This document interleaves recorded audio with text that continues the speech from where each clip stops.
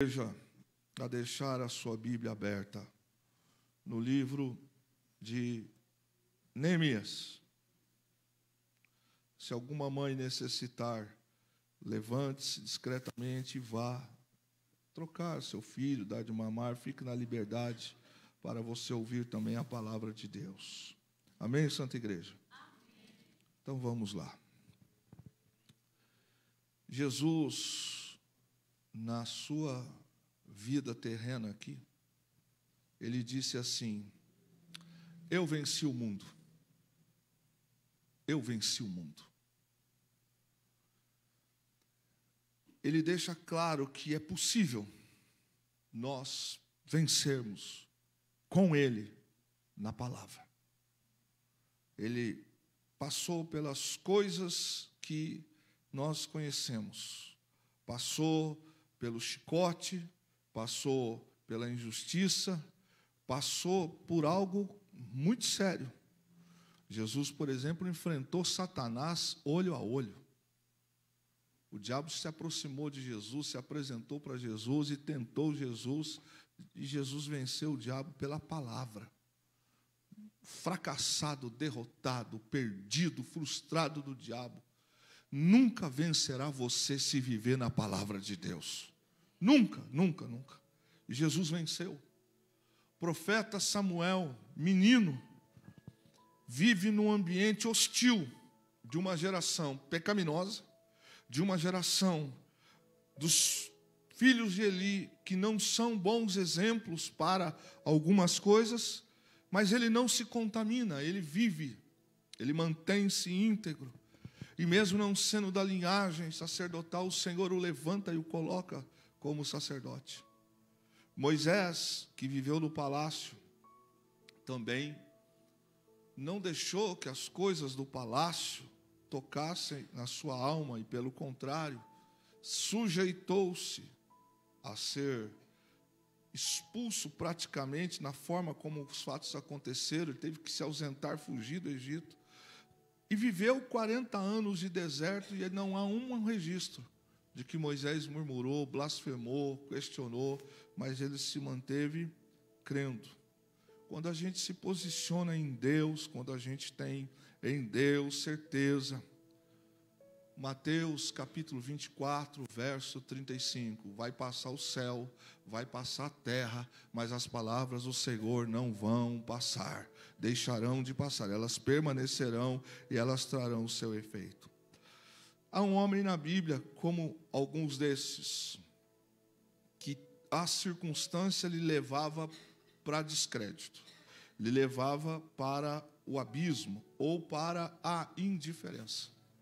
E o seu nome é Neemias. Capítulo 1 de Neemias, eu vou ler a Bíblia na versão King James atualizada. Palavras de Neemias, filho de Acalias, no mês de Quisleu, isto é, entre novembro e dezembro do 20º ano do reinado de Artaxerxes. Quando me encontrava na capital do império, em Suzã, Anani, um dos meus irmãos, veio de Judá, com mais alguns homens. Indaguei-lhes pelos judeus que haviam voltado, os que sobreviveram ao cativeiro, a respeito de Jerusalém.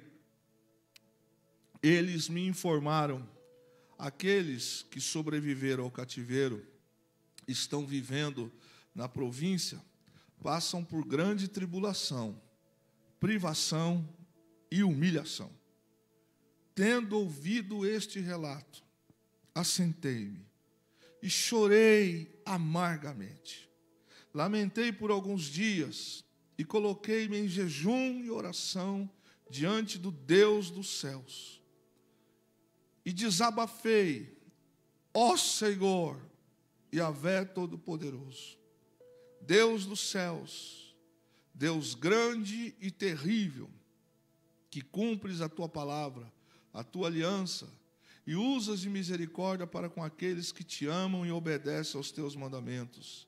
Que os teus ouvidos estejam atentos e os teus olhos contemplem as palavras desta oração que o teu servo está apresentando diante de ti, dia e noite em favor de teus servos, o povo de Israel. Sim, confesso os pecados que nós, os israelitas em geral, temos cometido contra a tua pessoa. De fato, eu e o meu povo temos errado sobremaneira. Temos agido de forma perversa, corrupta e vergonhosa contra ti. E não temos obedecido aos teus mandamentos, nem respeitado os teus decretos e as leis que ordenaste a teu servo Moisés. Contudo, lembra-te, por favor, do que prometeste a teu servo Moisés.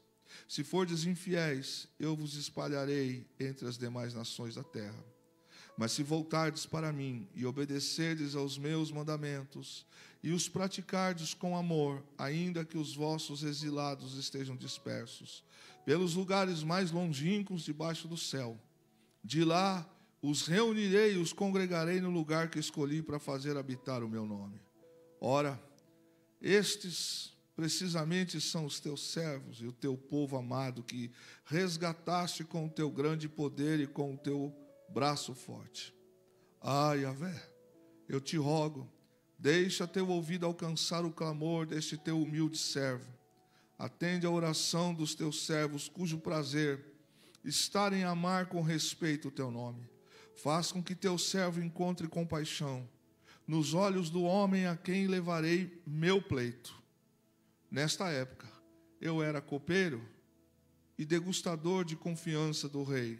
Capítulo 2, no mês de Nissan Abib, isto é, março e abril do 20º ano de Artaxerxes, na hora de servir-lhe o vinho, levei ao rei. Nunca antes eu havia me apresentado com um semblante triste na presença dele. Por esse motivo me indagou: por que o teu rosto está entristecido? Se não estás enfermo, isso só pode ser tristeza de alma. Então, nesse momento, tive muito medo e justifiquei ao rei: que o rei viva para sempre. Como meu rosto não estaria triste se a cidade em que está o sepulcro dos meus pais está completamente destruída, as tuas portas consumidas pelo fogo? Então o rei me perguntou: o que estás desejando me pedir? E nesse instante fiz uma rápida oração ao Deus dos céus e respondi: se for do teu agrado e se o teu servo puder contar com a tua bondade, rogo-te que me permitas ir a Judá, a cidade do sepulcro de meus pais, para que eu a reconstrua. Então o rei, tendo a rainha sentada ao seu lado, me perguntou: quanto tempo levará essa tua viagem? E quando vai regressar?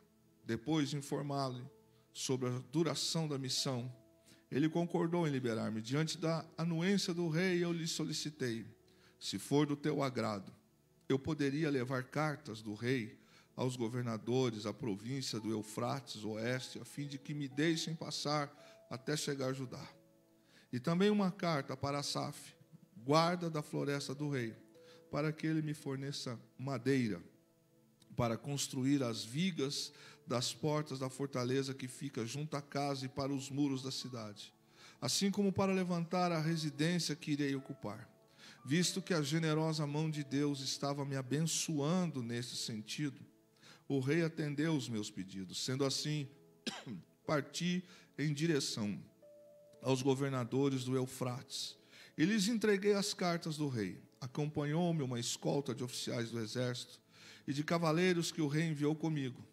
Sambalate, o horonita, e Tobias, o oficial amonita, não esconderam seu profundo desagrado, assim que notaram que havia alguém interessado no bem dos israelitas. Amém?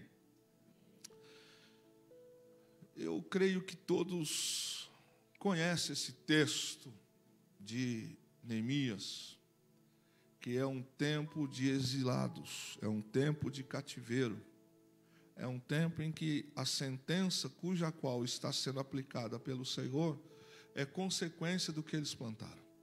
Não há nenhuma justificativa aqui para que pudesse dizer: não é injusto o que estamos passando, mas pelo contrário, a nação de Israel sabia pelo que isso estava acontecendo.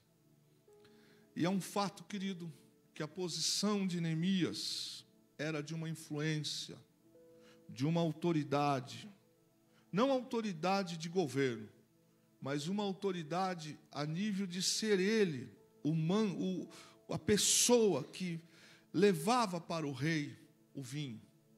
Por ser tempo de guerra, períodos de guerra, o copeiro era aquele que ingeria primeiro, para que, havendo morte na bebida, no alimento, se acontecesse algo para ele, então o rei seria poupado.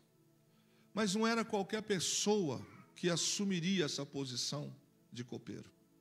Lembrando que essa condição aqui de Neemias não é uma condição de um empregado registrado comum pela CLT, mas é uma condição de alguém que está escravo, de alguém que está sem o seu direito de ir e vir garantido. Ele está numa posição privilegiada, mas ele não deixa de ser aqui servo, escravo. Agora, para ser copeiro do rei, não pode ser alguém que tenha má aparência, alguém que não saiba se comportar, alguém que não saiba ouvir e o momento certo para falar. Seria alguém que possivelmente teria, em alguns momentos que o rei lhe perguntasse alguma coisa, dar um conselho, embora não fosse conselheiro. Era uma posição de honra. Mas lembrando que Neemias não foi para lá porque ele quis. Ele foi porque Israel estava cativo. E por ele ter acesso ao rei, ele tinha influência, para o bem ou para o mal. Quer ver um exemplo? A pessoa que despacha direto com o presidente da República, ou com o governador, ou com o prefeito, é o que respira o ar do gabinete, é o que ouve o governo, é o que sabe coisas que os outros não sabem, é o que vê a aflição de um governo, de um homem. Você percebe que todo governante, quando assume o poder, seus cabelos, grande maioria, os que ainda são pretos, estão pretos. Passado 1 ano, 2 anos, você percebe quanto embranqueceu, de tanto peso de responsabilidade que a cadeira traz sobre ele. Neemias, apesar de ser esta pessoa que está escravo, mas a sua posição é de influência. Ele tem acesso ao rei e consegue visualizar a rainha. Ele consegue ver momentos em que rei e rainha estão conversando. Consegue ouvir. E por ser judeu,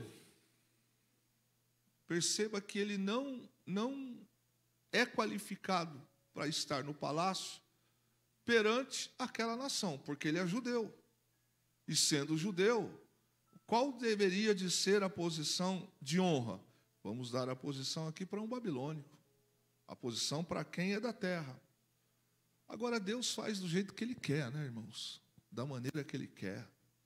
Às vezes, aquilo que a gente reputa como ruim é apenas um momento em que Deus está trabalhando a nossa vida para nos colocar em posições e usar a nossa vida para isso. Por exemplo, a rainha Esther, que usa de sabedoria e salva a nação. Esse homem judeu, ele tem um cargo tão importante que ele poderia influenciar o rei tanto para o bem quanto para o mal. Vai que o rei pergunta alguma coisa para ele, ele tem algum problema com alguém do palácio. Ele poderia dizer: rei, fulano é um peso, fulano tem me atrapalhado. Ele poderia dar um conselho para o bem como para o mal. Mas a história de Neemias mostra que ele é de um caráter diferente. Até porque não se sabe qual a condição, mas ele foi parar no palácio, sendo escravo. E o rei encontrou em Neemias um caráter e uma competência para estar na posição. Mas ele continua escravo. Ele continua lá numa condição de não livre. Ele é judeu. A sua posição no palácio incomoda. Porque por certo que alguns babilônicos gostariam de ter a posição que Neemias tem. Os babilônicos são livres, os judeus não são, mas ele está na posição que cabia para alguém. O caráter de Neemias é um caráter que fica claro que se destacou para que o rei o colocasse como copeiro. Caráter, bom caráter. E também pela sua competência, porque a pior coisa que tem é você estar na sua humanidade e você ser traído, você ser decepcionado. Então, um presidente, um rei, não deixou de ser homem. Ele vai ter emoções, ele vai ter frustrações, vai pensar alto. Imagine uma pessoa sem caráter, de mau caráter, trabalhando ao seu lado. Imagine uma pessoa que tem acesso ao seu gabinete, que tem acesso à sua intimidade, que tem acesso ao seu quarto, à câmara do rei, alguém de mau caráter. Que estrago isso é. Já registra a Bíblia que alguns, por este cargo, assassinaram reis. Por exemplo, nós encontramos aqui 2 oficiais de Isbosete, filho de Saul, que, aproveitando do cargo que tem, entram no quarto de Isbosete, quando Abner já está morto, e matam Isbosete. Pela confiança que ele tinha, ele entrou no palácio. Ser cooperador ou copeiro do rei aqui é algo muito sério, mas ele é escravo.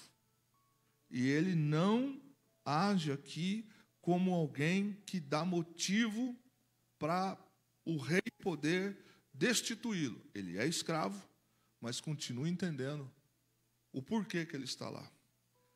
Chega a notícia para ele, e você leu comigo e conhecemos, de como está vivendo os seus irmãos.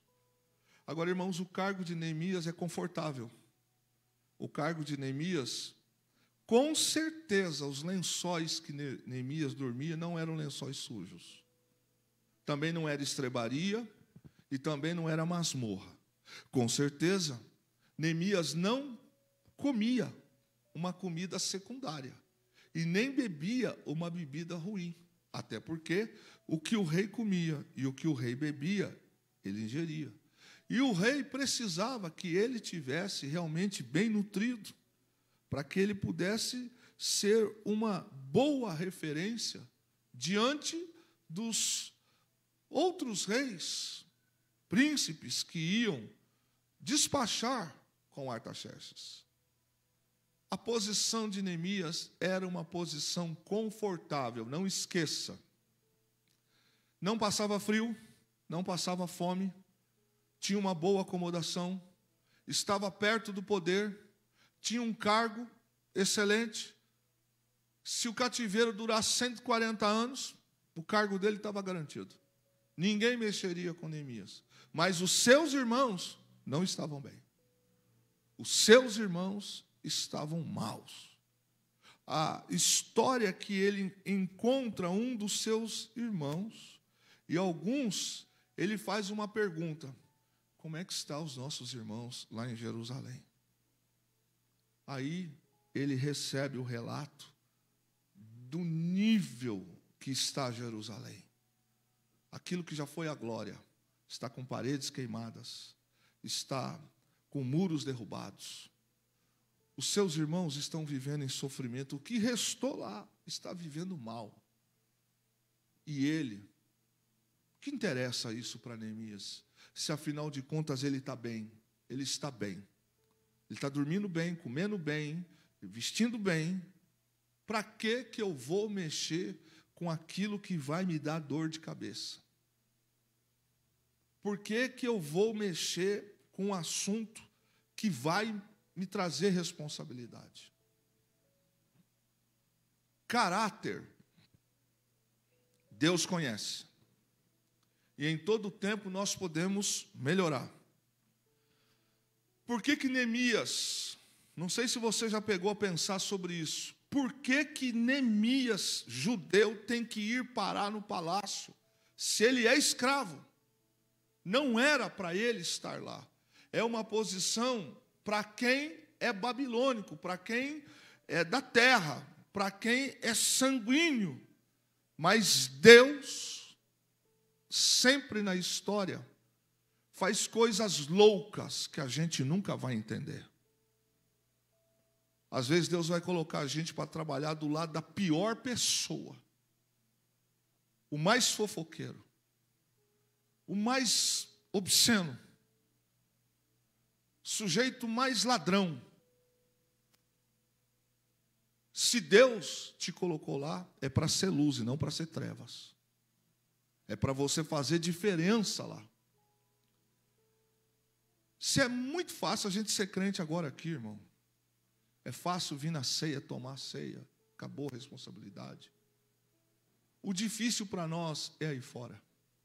O difícil para nós é nas lutas, nas agruras, nos problemas, nas dificuldades, a gente montar no trem e toca o barco. Vai, é que vai, vamos lá. Está todo mundo fazendo, eu vou fazer também. Uma frase que quem está perto de mim sempre escuta. Todo mundo está fazendo, você é todo mundo? Se todo mundo for para o inferno, você quer ir também? Ah, mas fulano faz, você quer ser igual fulano? Seja. Foi Jesus quem falou assim, vocês querem seguir esse povo? Pode seguir também. O discurso de Jesus era pesado.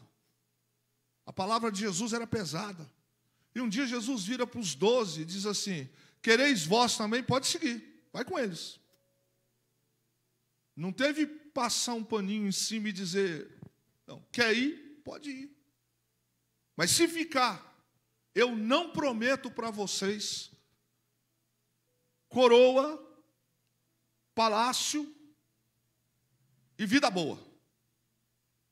O que eu digo para vocês é, peguem a sua cruz e sigam. É o que Jesus prometeu. Ele não engana ninguém, irmãos. Jesus não engana ninguém. E ele disse mais, o mundo vai odiar vocês. Por causa do meu nome. Alguns de vocês serão levados às prisões. Alguns de vocês serão escarnecidos, zombados. Vocês vão sofrer retaliação. Alguns vão morrer por meu nome, por causa do meu nome. Mas se você quer me seguir, pegue a cruz e me siga. Neemias, ele tinha tudo para não tomar nem um tipo de atitude. Porque, irmãos, você concorda que certas coisas, quando a gente toma ciência, traz responsabilidade? Tem um parente doente. Se ligar, vai saber que ele está doente. E, de repente, ele vai falar assim, eu estou passando um momento difícil. Eu estou com dificuldade para comprar remédio. Está faltando comida aqui em casa. Tomou ciência. Acabou. Você está envolvido. Então, de vez em quando, não sei de nada. É melhor não saber. Porque a partir do momento que eu sei, e assim diz a Bíblia, que a gente peca por não fazer aquilo que ela manda fazer. Às vezes é melhor, entre aspas, de alguns fatos e algumas circunstâncias, a gente ficar calado. Ou fazer de conta que não estou sabendo do assunto.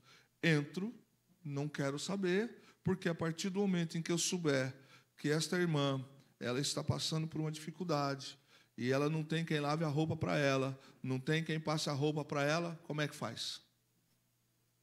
Eu acabei de saber. Então, agora, como diz o pastor Paulo Lutero, dá um tapinha nas costas e fala assim, Deus te abençoe. É fácil, sim ou não? Querido, estou passando. Vou orar por você, Deus te abençoe. Põe a mão no bolso, querido. A pessoa está precisando do remédio. Dizer para ela, Deus te abençoe, é religioso. A pessoa está passando fome e dizer, Deus vai abrir uma porta. A porta já é você. Pega um pacote de arroz de 5 quilos, não que vai vencer, compra mais alguma coisa, leva para ela, porque foi dito aqui essa noite que quem tem é bênção, pode dar. Duro, ruim é para quem não tem. Então, às vezes, os bêbados, os viciados, as necessidades, a sujeira do templo, o que meu irmão, minha irmã está passando. E digo mais, o meu vizinho não é cristão, mas está passando por um perrengue. O que eu faço? Não é da minha fé? Tem nada a ver comigo. Estou errado. A Bíblia não diz para mim fazer o bem só para quem é da fé. A Bíblia diz que eu devo fazer o bem. Ah, mas aquele camarada, se eu fizer isso, como é que vai ser? Deus nos põe em algumas posições, não é por acaso. A vida do cristão, a não ser que você não creia, a partir do momento que a gente entregou a nossa vida para Jesus, há um propósito. A salvação já é um fato. Mas por que será que Deus te permitiu, por exemplo, ser a rainha Esther? Mulheres, mulheres, vocês que estão aqui,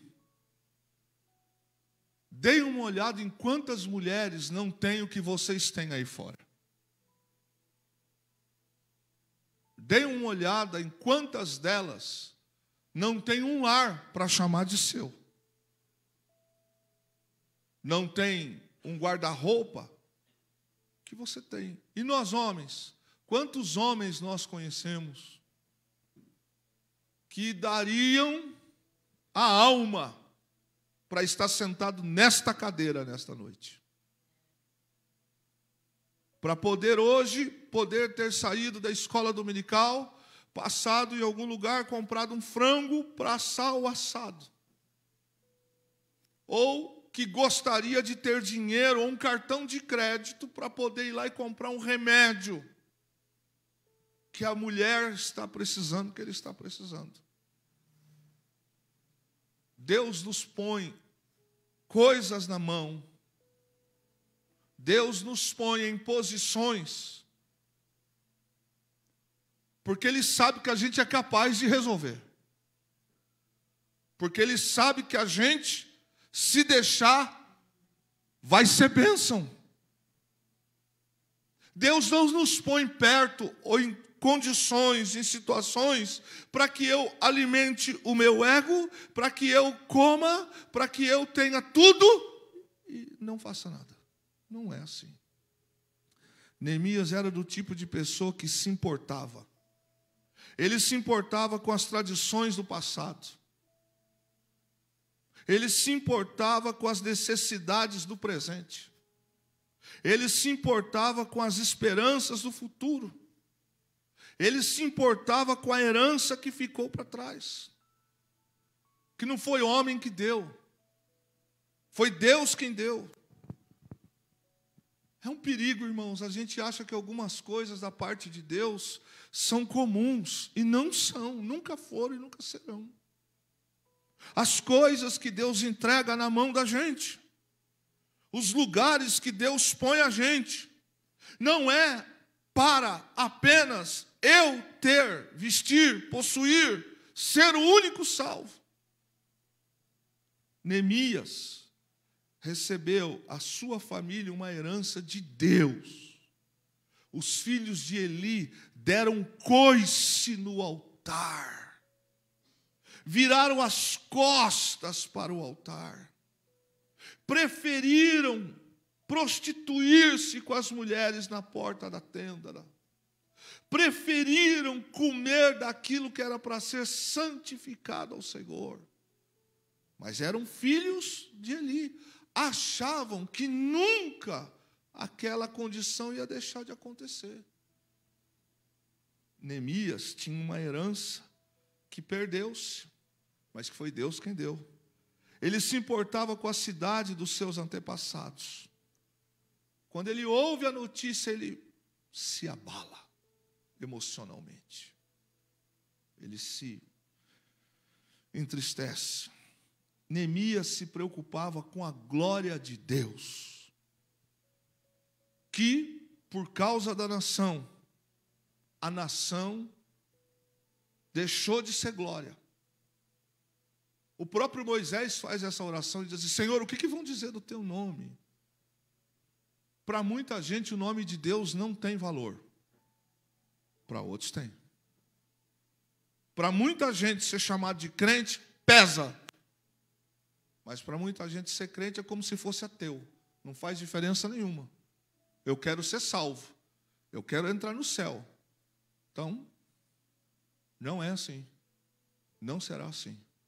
Para Neemias, a glória de Deus, o templo está mal. O templo está com as paredes queimadas, teto caído, os batentes da porta estão destruídos, e doeu nele, porque ele está no palácio. E os muros de Jerusalém, queimados, destruídos. E as terras dos seus irmãos invadidas, possuídas por pessoas que não tinham herança. E mais do que isso, Neemias, olha que coisa séria, ele está triste porque ele está pensando que as outras nações vão pensar de Deus. Então o templo para Neemias, que não está bom, e a cidade de Jerusalém, aquilo incomoda ele. Mas não é um incomodar do tipo, puxa vida, lamento, que tristeza. Não. Quando ele recebe a notícia que as coisas estão ruins, ele se importa com o suficiente para perguntar.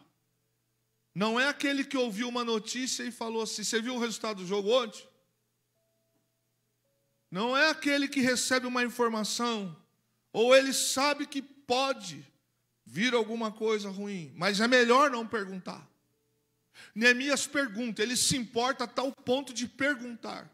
Vocês concordam que se ele quisesse não precisava perguntar? Era só ele perguntar para os seus irmãos: você já comeu? Quer um suco? Eu tenho essa autoridade aqui no palácio. Quando alguém fosse falar alguma coisa, ele fala: tem uma uva fresca aqui para você. A gente sabe muito bem como cortar as pessoas para não saber de algumas coisas. A gente sabe. Então ele poderia ficar assim: deixa eu fazer um negócio aqui. Vocês já dormiram? Já tomaram banho? Ele rodeava o assunto e vão com Deus. Mas a primeira coisa que a gente vê com Neemias é que ele se importa a ponto de perguntar. Segundo, ele se importa o suficiente para chorar. Terceiro, ele se importa o suficiente para orar. Quarto, ele se importa o suficiente para se dispor a trabalhar. Importar-se sem atitude não quer dizer nada, irmãos. Há alguém aqui que eu acho que não vai brigar comigo pelo que eu vou falar agora, que foi fazer um curso no meio de bacanas, curso caro. E lá no curso falava muito sobre entender as pessoas, tem que compreender e tal. Um curso que não é cristão. Olha, nós precisamos fazer o bem, nós precisamos, você precisa ter mais empatia com as pessoas. Enfim, aquela coisa linda, aquela coisa maravilhosa, gregoriana, só falta o canto angelical. Todo mundo conhece canto gregoriano? É até gostoso de ouvir. Quem já ouviu? É gostoso, bacana até. E o curso está rolando, e o curso está indo bem, curso caro. Chega a hora de colocar em prática. Aí, o que a gente vai fazer agora? Bom, vamos fazer uma obra boa. Vamos, aprendemos. Vamos pegar sementes e vamos jogar na serra para nascer árvores. Aí alguém fala assim: por que a gente não pega um pouco do que a gente tem e vamos fazer uma ação de levar para as creches algumas cestas básicas? Por que a gente não vai fazer uma visita para os idosos e ver que alguns idosos estão passando dificuldade, tal, tal, tal? Sabe o que foi a proposta? Nem considere esse assunto. Nem considere. Vamos fazer o bem pegando um helicóptero e jogando as sementes lá de cima na serra. Gostoso ou não? Além do medo que deve dar em alguns, mas é fantástico. Olha que coisa boa. Jogo semente lá na serra. Estou fazendo meu gesto. Mas tem gente na minha empresa que está com câncer, que está com dificuldade, e eu não quero importar-se que não tem atitudes, não vale nada. Absolutamente nada. Verso 4, olha que coisa. Tendo ouvido este relato, assentei-me, chorei amargamente. Lamentei por alguns dias e coloquei-me em jejum e oração diante do Deus dos céus. Assim que ele ouviu o relato, qual foi a atitude dele? Ele chorou. Mas não é um choro que está dizendo assim, sabe aquela coisa que passa na propaganda na TV, da Cruz Vermelha? Que passa lá das crianças, doe R$1 por dia, no final do mês dá R$30, e ajude uma criança, e a gente vê aquela cena, se emociona, cai uma lágrima daqui, mas no dia seguinte, nada. Ué, que coisa linda, né? Agora na pandemia a gente assistiu isso aí, não é? Meteram o pau no governo, falaram um monte de coisa. Inclusive alguns artistas que têm dinheiro guardado, milhões. Mas foi alguns deles que, não sendo cristãos, doaram respiradores para o Amazonas, doaram cestas básicas, mandaram algumas coisas. O resto fez o quê? O governo não faz nada. Olha aí a necessidade. Puxa vida, mas você tem recurso e você não fez. Que importar é esse? Então é muito fácil eu ver uma luta, um problema e não tomar atitude. Mas olha o moço que está no palácio, que está escravo, que é copeiro, está bem. Ele ouve a notícia, ele se assenta, ele não pode fazer o que talvez ele quisesse fazer, que era rasgar as suas vestes e cobrir de cinza, porque ele é copeiro do rei. Mas aqui a Bíblia relata que ele ouviu e ele chorou, ele lamentou pela desgraça que os seus irmãos estavam passando. Ele teve tristeza. Incomodou Neemias saber que Jerusalém estava queimada, que os muros foram destruídos. E ele se lamenta, ele não só chora, ele se lamenta por alguns dias. E mais do que se lamentar por um problema, por uma doença, por uma fase, ele jejua e ora por alguns dias a Deus do céu. Lembrando que Neemias sabe qual é a razão que aquilo está acontecendo. Ele sabe. E a oração de Neemias, a gente percebe que é uma oração de confissão. Ele diz: Senhor Deus do céu, o Senhor tem razão. O Senhor diz que todo aquele que pecasse, que se afastasse da tua palavra, o Senhor ia esparramar pela terra. E nós erramos, nossos antepassados erraram, nós falhamos, nós fizemos isso, nós fizemos aquilo. Mas ele disse: mas o Senhor também disse que quando a gente se arrependesse, ainda que a gente tivesse esparramado na terra, a tua misericórdia alcançaria. Ele é cooperador, copeiro, ele está lá naquela posição. E ele se lamenta, jejua e ora. Para quem? Só para Deus. O rei não vê. Os que estão lá em Jerusalém não sabem. As pessoas do palácio não sabem, mas Deus, que conhece Neemias, vê como ele está. Qual é a posição de Neemias? Uma posição de honra, sendo escravo. E aí a gente vê que ele toma algumas atitudes que são pérolas, são sabedoria. Uma das coisas que eu observo, queridos, é que na vida da gente pode existir sim tempo de chorar. Pode. Nós não estamos livres de passar por uma turbulência dentro da nossa vida. Nós também não estamos livres de passar por um tempo que não é apenas uma noite na expressão da palavra. Às vezes, o chorar, ele vai perdurar alguns dias. Nós não estamos livres disso. Mas qual é a atitude que a gente deve tomar quando a gente está no dia ruim, no momento ruim, em situação ruim, talvez semelhante a esta aqui de Neemias? Não é mandar recados,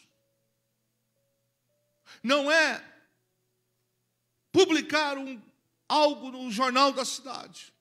Na vida do crente, na vida do salvo em Jesus, o que a gente faz quando a gente está em guerra? A gente vai comentar com os outros, a gente vai lamentar com os outros, a gente vai ter atos de comiseração com os outros? Não. A gente precisa orar. Orar para quem pode reverter o quadro. O homem não reverte o quadro. Mas Deus, que manda no homem, pode tocar no homem e reverter o quadro. A gente não vai abrir a boca para ficar dizendo palavrão, embora tem gente que fale. A gente também não vai sair por aí arriscando a sorte em coisas, embora tem gente que faça. A nossa esperança está no Senhor dos Exércitos. É no Senhor que a gente se tranca no quarto, na sala, no fundo do quintal, no estacionamento do emprego, que fecha um pouquinho o vidro e a gente fala: Deus da minha alma. É ali, é o nosso quarto de guerra, é onde a gente vai apresentar as nossas súplicas, as nossas petições e declarar o que nós estamos sentindo. Mas não declarar para alguém, é declarar para o Espírito Santo. É declarar para o Deus que reverte quadro. É declarar para o Senhor que abre portas. É declarar para Deus que muda a situação. É clamar: não, isso não me atinge. É com ela, é com ele, não é comigo. Esse é um grande problema do evangelho de agora. O evangelho que não tem compaixão. O evangelho que está tudo bem desde que eu não precise me envolver, desde que eu não tenha que fazer. Querido, a fila do inferno está grande. Está grande. E o inferno é um lugar que sempre cabe mais um. A fila do inferno está aumentando. As pessoas estão perdendo a chance da sua vida. As pessoas estão indo para o cemitério sem ouvir uma palavra sobre Jesus.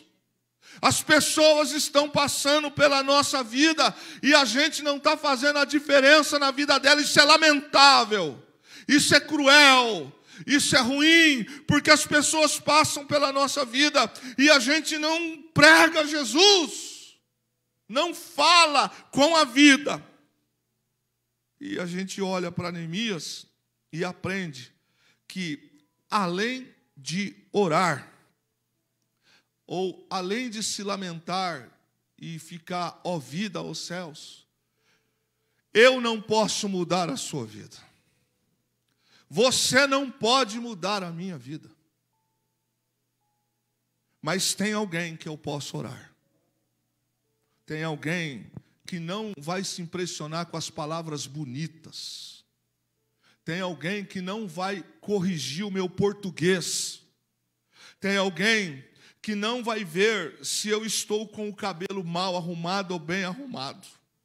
Tem alguém que vai ouvir a gente quando a gente está debaixo da cama, chorando para os filhos não escutarem, para o marido não escutar ou para a esposa não escutar.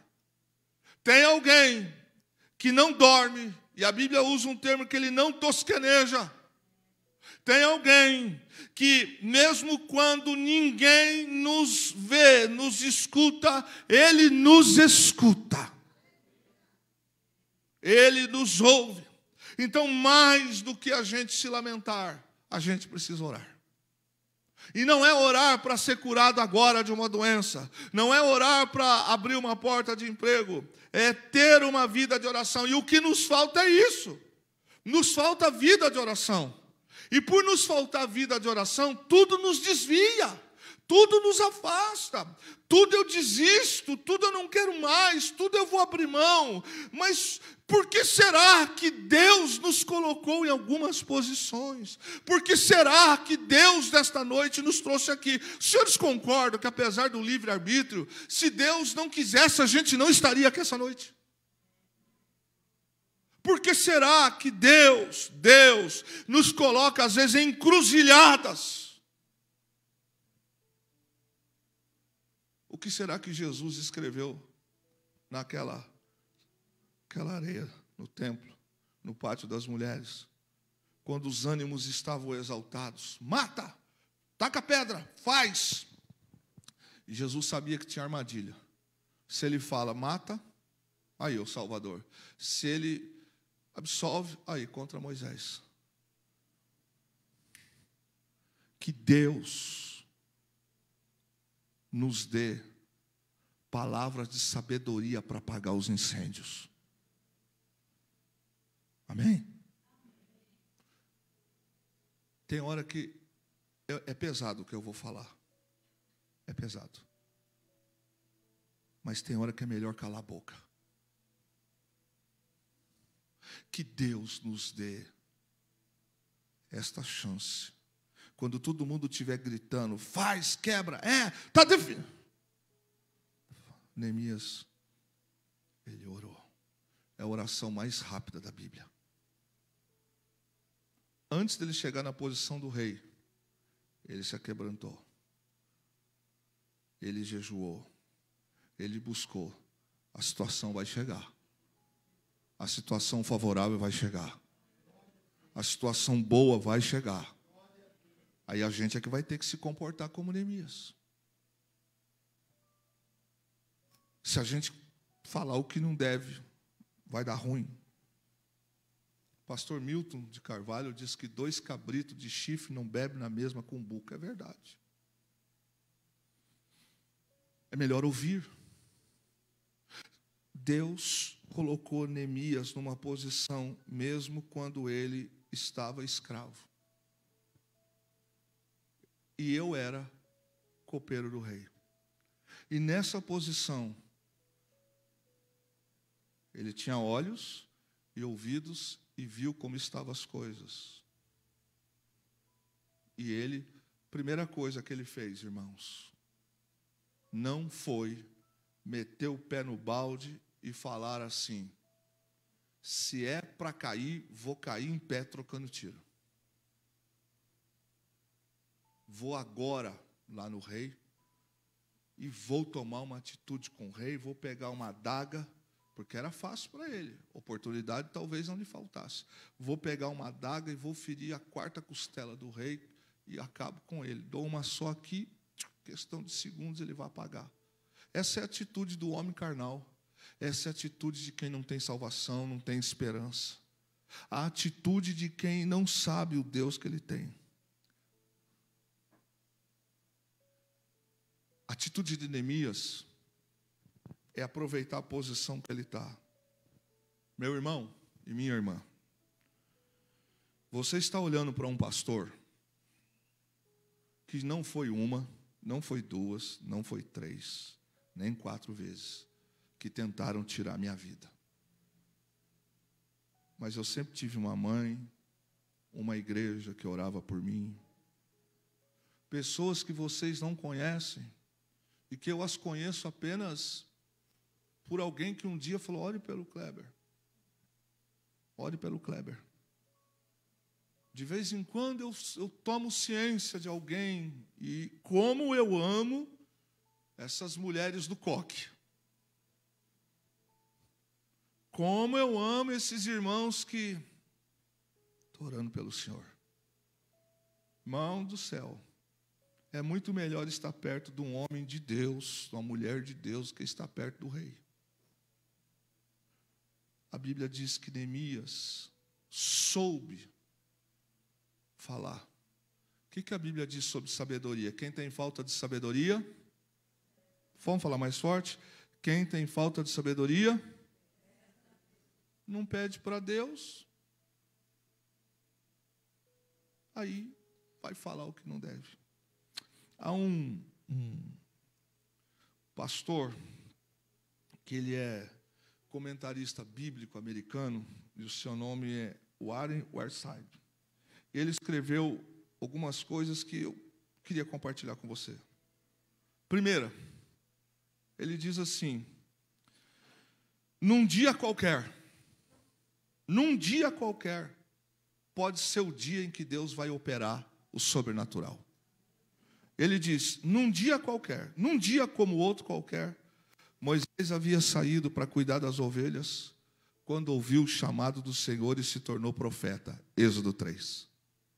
Foi num dia em que Moisés saiu, um dia comum. Não estava escrito assim, às tantas horas do dia tal, Moisés vai ter um encontro profético com Deus. Foi num dia qualquer, para ele, que Deus o separou por profeta.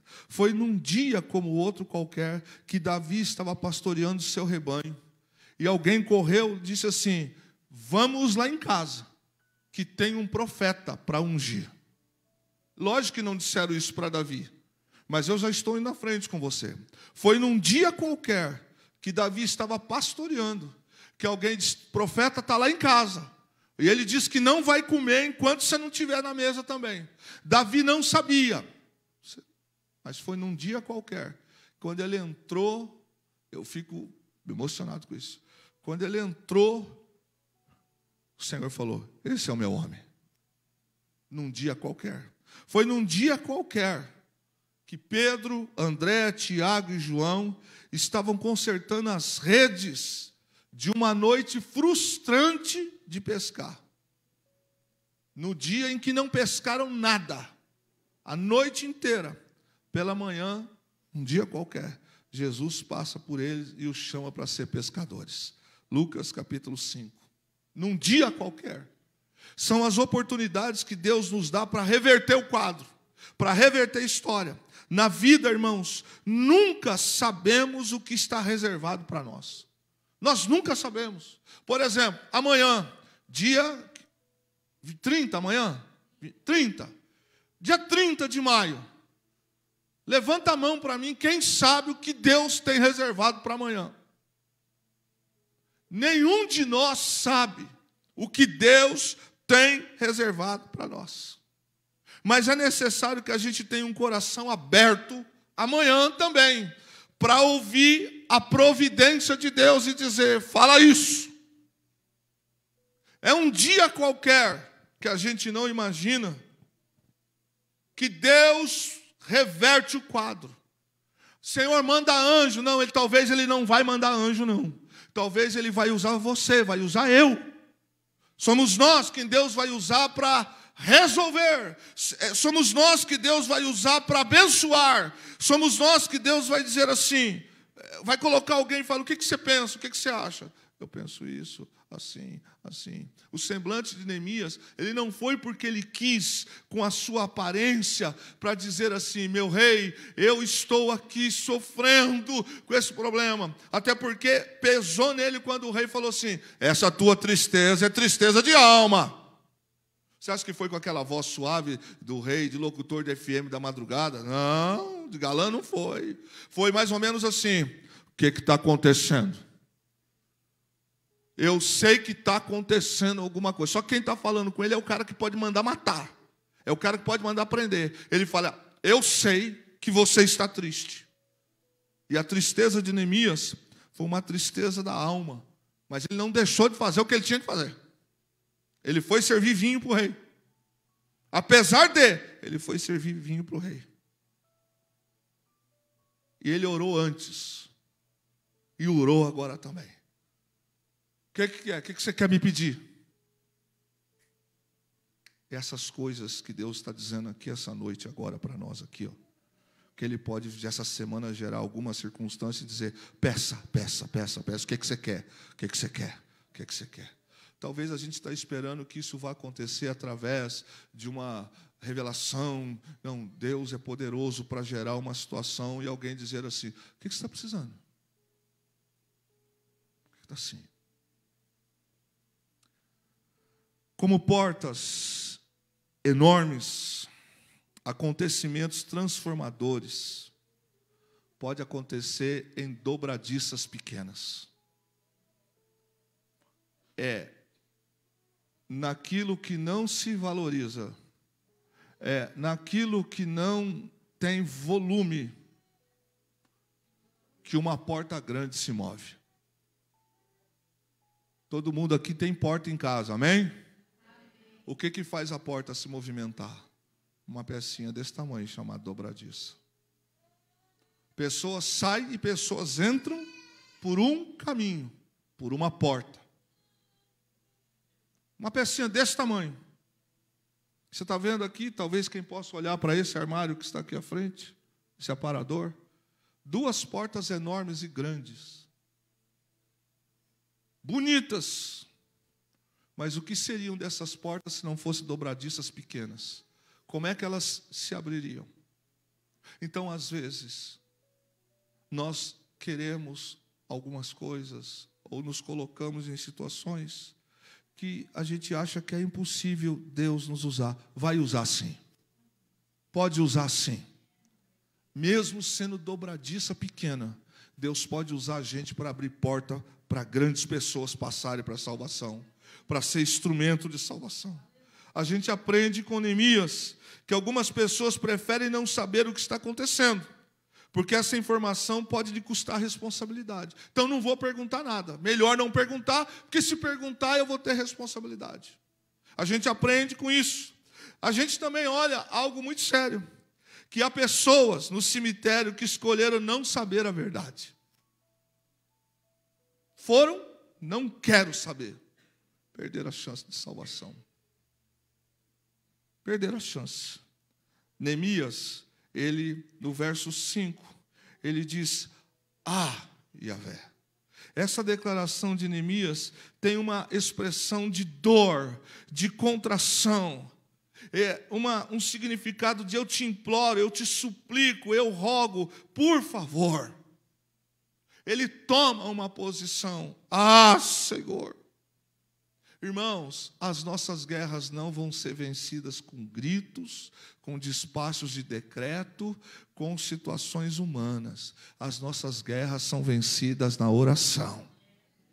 A oração move o cativeiro, a oração muda a história, a oração liberta, a oração traz tudo aquilo que a gente...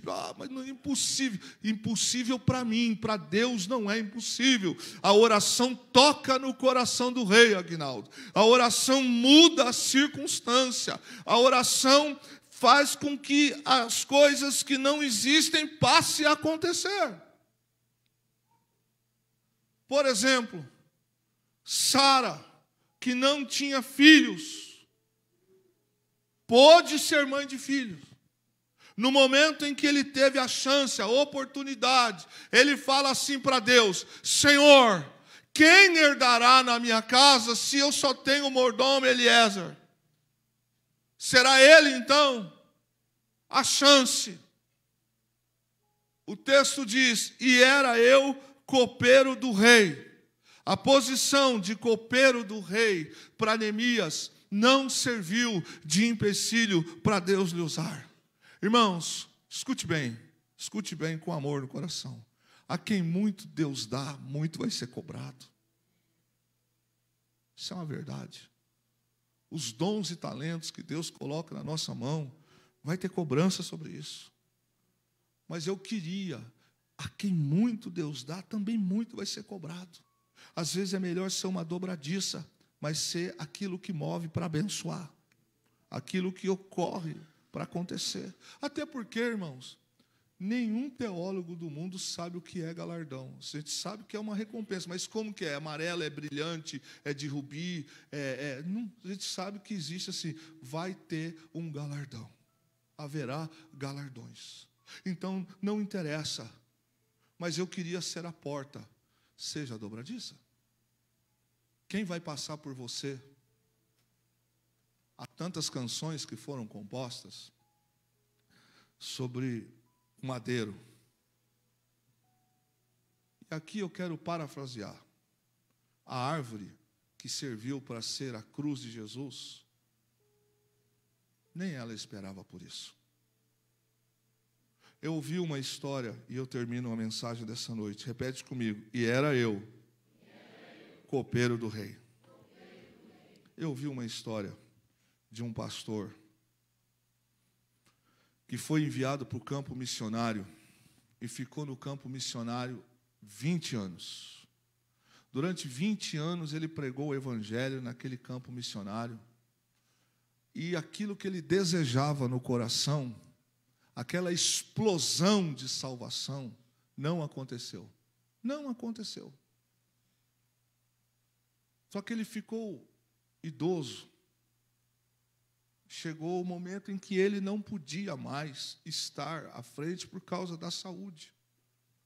E ele precisou ser substituído. E sabe qual foi a sensação desse pastor? Eu gastei os últimos 20 anos da minha vida nessa terra. Preguei o evangelho, fiz tudo o que é certo. Eu fiz o que estava para fazer. E não aconteceu, ou aconteceram coisas que eu queria que acontecesse. Essa foi a sensação, e de fato, que aconteceu com aquele pastor. Ele pregou, ele evangelizou, Deus usou ele até para curar algumas pessoas, mas aquele não aconteceu. E aí, um dia, esse pastor, que já não andava mais, ele está deitado na sua cama, quando chega uma notícia para ele, e dizem assim: tem algo que o senhor precisa saber. Sabe aquela igreja que o senhor construiu lá naquele lugar, aonde matavam pastores, aonde missionários eram decapitados, que ninguém foi, o senhor ficou lá. Então, o senhor veio embora. O senhor lembra? Sim, eu lembro. Passei minha vida lá. Até construir a igreja, até fazer. Então, hoje ela está com mais de 3 mil membros. Como assim? Essa igreja hoje é uma igreja que o governo respeita, que o bairro respeita, que as pessoas respeitam. Ele falou: como assim? Aí a trouxeram para aquele pastor na cama. Entrou um rapaz, dos seus 30 e poucos anos. Olhou para ele e disse: eu devo muito ao senhor. Diz: quem é você? Se ele é o pastor daquela igreja. Diz: como assim? O senhor pregou a vida inteira lá. E eu fui a pessoa que o senhor ganhou para Jesus. E a minha vida Deus está usando para ganhar uma nação inteira para Jesus. Às vezes, a gente despreza a posição que Deus nos põe. Faz isso não. Seja copeiro, seja borracheiro, seja da cozinha, seja o que for que Deus permitiu você fazer, estar, faça. Você não vai mudar quadro nenhum. Eu não vou mudar quadro nenhum. Nós não vamos mudar situação nenhuma dentro de casa. Nós não vamos mudar situação nenhuma dentro de casa, se não houver oração e ação. Se não houver quebrantamento. Se não houver uma postura de busca. Quanto tempo pode durar, pastor? Não sei, irmãos. Eu sei que a oração muda, é o meu falar com Deus. E a Bíblia diz que Neemias orou. Deus não respondeu para ele naquela hora, mas ele orou. E não orou um dia, ele orou dias. Até que um dia a situação chegou, aconteceu. O rei olhou para ele e a pergunta foi essa. E ele teve ousadia porque ele falou. Primeiro, ele disse: eu estou triste por isso aqui, rei. Eu não posso estar alegre como eu estou aqui nessa situação. Aí o rei faz a pergunta para ele: e o que você quer? O que você quer me pedir? O que você intenta me pedir? Salomão pediu sabedoria. Alguns homens pedem dinheiro. Alguns homens pedem outras coisas. Ele disse: me deixa construir o sepulcro dos meus pais. O rei só disse assim: quanto tempo você vai demorar? Está dominado. Está feito. Mesmo sendo copeiro, Deus reverteu. E a gente olha que quando Israel retorna da Babilônia, os muros estão restaurados, o templo, os umbrais da porta estão restaurados, as coisas estão feitas. Quantas vezes você ouviu falar de Neemias? Olha, você vai olhar aqui e vai perceber que no final da história não tinha ninguém melhor para ser governador daquela terra do que Neemias. O copeiro, o homem que servia vinho para o rei. O homem que orou, que jejuou, que buscou, e Deus resolveu, Deus mudou a história. Embora, pastor, mas já ia acontecer, mas a ferramenta pode estar aqui dentro essa noite. Amém? A ferramenta pode estar aqui dentro essa noite, para Deus reverter o quadro. Fique em pé. O que uma chave de fenda grande faz? O que uma chave de fenda grande faz? Aperta. Sim ou não? Quem está comigo ainda na mensagem, diga glória a Deus. Uma chave de fenda grande faz o quê? Todos têm consciência disso? Sim ou não? Uma pena que eu não tenho duas aí agora. Uma chave de fenda grande, ela serve para apertar um parafuso. Serve. E para que serve uma chave de fenda pequena? Para apertar parafuso. Pega a visão. Pega a visão. Pega a visão, a gente vai adorar e vai para casa. Pega isso para a sua vida, irmão. Pega isso para a sua vida. Talvez você não será o missionário do campo, mas as tuas semeaduras sustentarão missionários no campo. Pega essa visão. A chave de fenda grande serve para aperta. E a chave de fenda pequena serve talvez com um pouco mais de força, talvez com um pouco mais de pressão, mas devagarzinho vai ajustando, vai ajustando, vai ajustando. E vou dizer outra coisa para você. É mais fácil a chave de fenda grande não passar por uma fenda porque é grande, por isso não resolve o problema. Mas a chave de fenda pequena passa e resolve o problema. Duas situações para a gente ter essa noite aqui e a gente adorar o Senhor. Vou repetir para você. Para que serve a chave de fenda grande? Para apertar. E para que serve a chave de fenda pequena? Para apertar. Agora, não interessa se eu sou grande, se eu sou pequena. Interessa